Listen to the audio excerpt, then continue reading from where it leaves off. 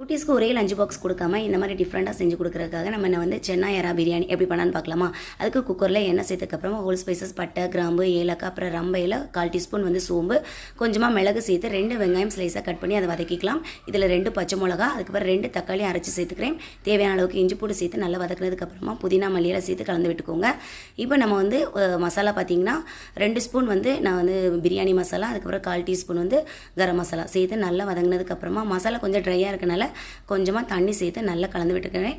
மசாலாவோட பச்சை வாசனை போனதுக்கப்புறமா நம்ம ஊற வச்ச சென்னா அதுக்கப்புறமா எறா ரெண்டையும் சேர்த்து நல்லா கலந்து விட்டுக்கலாம். இப்போ நம்ம தேவையான அளவுக்கு உப்பு சேர்த்துக்கோங்க. சேர்த்து நல்லா கலந்து விட்டதுக்கப்புறமா நம்ம அரிசி பார்த்திங்கன்னா நான் எனக்கு 2 கப் அரிசி எடுத்துக்கிறேன். இதை வந்து ஒரு அரை மணி நேரம் ஊற வச்சு எடுத்துக்கிறேன்.